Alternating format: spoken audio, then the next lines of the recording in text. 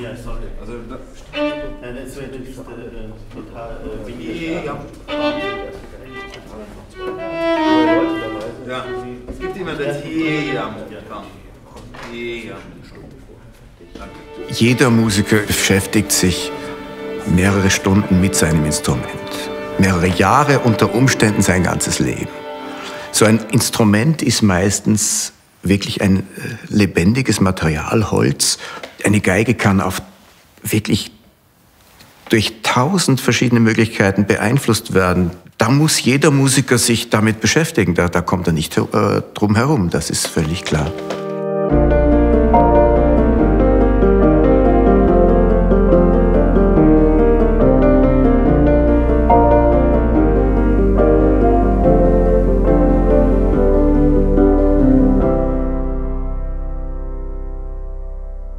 Anthroposophische Medizin unterstützt die Menschen dabei, Verantwortung für ihre eigene Gesundheit zu übernehmen. Die ambulante medizinische Versorgung vor der Haustür ist mit ihren integrativen Angeboten dafür von zentraler Bedeutung. Das integrative Haus der Gesundheit in Heidenheim ist ein Vorbild für die medizinische Versorgung in Deutschland. Dabei ist es mehr als eine Arztpraxis.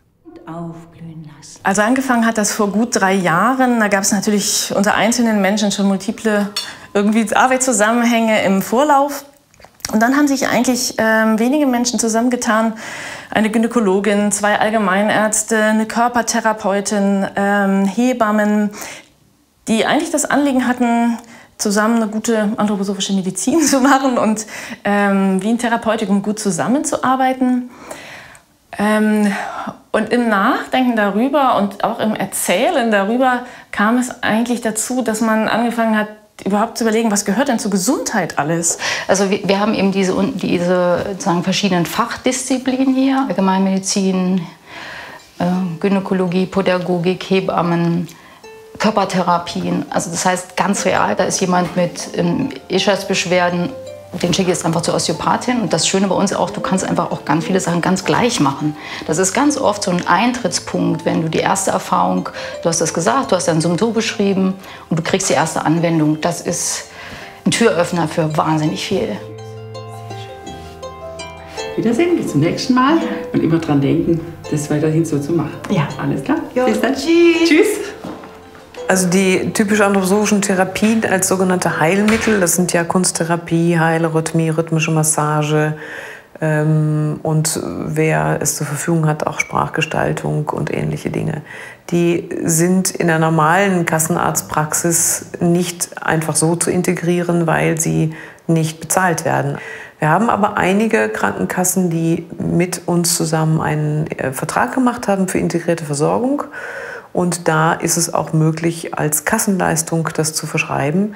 Und wenn du sozusagen bestimmte Formen von Körpertherapie oder Bewegungstherapie brauchst und kannst das nicht aus eigener Tasche zahlen, dann gibt es sowas wie einen Therapiefonds, wo man unterstützen kann. Und wir versuchen da in der Sozialgemeinschaft auch das gemeinsam zu tragen. Hallo, hallo Herr Geier, freut mich. So, wie geht's bei Ihnen? Ja, es geht schon. Eine Besonderheit der medizinischen Versorgung in Heidenheim ist die reibungslose Kooperation zwischen ambulanter und klinischer Medizin. Hier sind die Übergänge zwischen konventioneller und erweiterter Medizin fließend, sodass Patienten im Zusammenspiel von Hausarzt und Klinikum eine integrative Medizin erleben. Ja, ich habe ganz unterschiedliche Bekanntschaften mit Behandlungsmethoden hier machen dürfen. Das war einerseits die Kunsttherapie, die mir echt viel Raum gegeben hat und vor allem gerade die Zeit, die man da auch sich mit der Kunst beschäftigt und sich auch einmal mal Zeit nimmt. Ich finde es vor allem auch schön, das Zusammenspiel zwischen Anthroposophie und zwischen der allgemeinen Schulmedizin, weil gerade in meinem Fall, ich kann nicht ohne das andere und gerade auch, es ist schön, dass es angenommen wird und dass wirklich das Zusammenspiel gut funktioniert und ich von beiden Welten profitieren kann. Das ist eigentlich das, worauf es ankommt.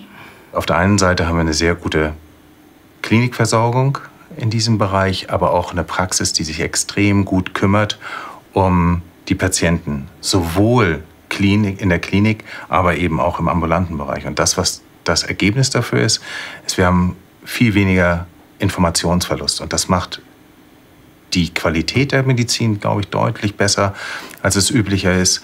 Und auch die Prozesse werden viel schlanker. Ja, ich habe Sie jetzt ja ambulant behandelt und jetzt würde mich interessieren, was würdet ihr aus eurer Erfahrung da machen? Na, ein ganz wichtiger Aspekt war sicher die Umstellung der Ernährung, dass wir sie ballaststofffrei ernährt haben. Das hat sehr viel gebracht. Und dann gab es bestimmte äußere Anwendungen, auch intravenöse Infusionen, die ganz hilfreich waren. Also die Quarzsandauflage, Calendula arnica, aber auch, dass wir ihre darunterliegende vegetative Erschöpfung behandelt haben. Wir haben sowohl die Hightech-Medizin mit allen normalen Fazilitäten, so wie man das in einer normalen Klinik gewohnt ist. Auf der anderen Seite können wir gleichzeitig die anthroposophischen Komponenten der Medizin mit einfließen lassen. Sie nehmen sich wirklich das, was sie brauchen, um eine optimale Versorgung zu haben. Ein Schwerpunkt im integrativen Haus der Gesundheit ist die integrative Frauenheilkunde, die von der apparategestützten Diagnostik bis zu äußeren Anwendungen und Heileurythmie alles unter einem Dach vereint. Ich habe mein Ultraschallgerät und habe die Darstellung diagnostischen Möglichkeiten, die ich mit dem Ultraschall habe. Und auf der anderen Seite habe ich mit der Hebamme und auch mit Menschen, die sehr über das Fühlen kommen oder das Erfahren, bekomme ich eine viel umfänglichere Dimension und die Frau eben auch. Und das macht den allermeisten Patientinnen und Patienten enorm Freude auch, dass sie das Gefühl haben, sie können ganz sein. Wie ist es denn dir? Wie geht's denn so? Sehr gut. Also mir geht's jetzt wirklich richtig gut im Laufe der Schwangerschaft. Genau, hat sich das jetzt wirklich gebessert. Nur das ist jetzt halt Ende der Schwangerschaft normal. Wunderbar, Eva. Dann würde ich sagen, wir gehen noch einmal zu Christa. Christa, hättest du einen Moment Zeit? Ja. Super. Wir können gerne noch mal die Kraniosakraltherapie machen. Das hatte ja echt gut getan. Ja. Kann ich gern bei meinen Kolleginnen einen Termin ausmachen. Ja, man muss einfach dranbleiben. Ja, dieser Ischias, einfach durch das, dass sich das Becken weitet und ja, muss man halt ein bisschen dranbleiben. Auch ein bisschen Gymnastik machen. Wir wollten ein 4. Kind und dann haben wir gesagt, dann brauche ich einfach einen Frauenarzt, der mich versteht, weil ich einfach bei alle 4 Kinder, also jetzt auch in dieser Schwangerschaft, unter starker Hyperemesis gelitten habe. Das heißt, ich habe viel erbrechen müssen und mir ging es einfach sehr schlecht. Immer am Anfang, und es war in dieser Schwangerschaft wieder so, dass ich einfach völlig geschwächt war. Und da habe ich mich hier einfach sehr, sehr gut aufgehoben gefühlt, ernst genommen gefühlt. Das ganze Haus ist eigentlich nur aus diesem Grund gegründet worden. Interprofessionelle Zusammenarbeit, das war sozusagen das Thema und das Motto, weshalb wir überhaupt hier losgelegt haben. Und das ist so, weil wir bemerkt haben, du kannst eine sinnvolle Arbeit mit den Menschen um die Gesundheit nur im Team machen. Du erfährst sozusagen den Menschen, den Patienten, die Patientin immer wieder von anderen Perspektiven und das formt in dir auch eine neue Ganzheit. Ich arbeite jetzt seit, 30 Jahren als Schauspielerin und wenn ich mich einem Charakter annähere, wenn ich eine Figur versuche zu ergründen in ihrer Seele, in ihren Gedanken, in ihrem körperlichen Dasein, dann habe ich ja auch einen total komplexen Zugang zu einem Menschen. Das heißt, ich versuche in einer Biografie Dinge zu erforschen, die nirgends geschrieben sind. Und das ist das, was glaube ich, die Grundvoraussetzung ist, um überhaupt als Arzt etwas zu begreifen und dann die richtige Diagnose zu stellen, um dann auch die richtige Therapie vorzuschlagen. Also für mich ist Medizin eine Wissenschaft, aber eben auch eine Kunst, den Menschen zu betrachten. Zu einer ganzheitlichen Gesundheitsversorgung gehört auch der soziale Aspekt. Seit seiner Gründung im Jahr 2017 beherbergt das Integrative Haus der Gesundheit auch ein vom Bund und von der Kommune gefördertes Mehrgenerationenhaus. Als Begegnungsstätte für Jung und Alt trägt es dem demografischen Wandel Rechnung. Also zum Beispiel haben wir ein offenes Mehrgenerationenfrühstück, nennt sich das. Das wird von unserer ehrenamtlichen Mitarbeiterin getragen. Die backt einen herrlichen Hefezopf und dann wird schön eingedeckt. Und dann kommen manche schon gezielt zu diesem Angebot. Und manche kommen dann echt aus der Wartezimmersituation raus, dass die Mitarbeiterinnen in den Arztpraxen sagen, hören Sie doch, warten Sie doch unten, da ist heute Frühstück. Und dann ist es so, dass dann auch mal eine 80-jährige ältere Dame, die sonst immer für sich alleine frühstückt, dann mit einer Mutter mit Kind am Tisch landet und Da werden dann die schönsten Sachen erzählt und sich ausgetauscht. Und dadurch entsteht ja auch ein Verständnis füreinander.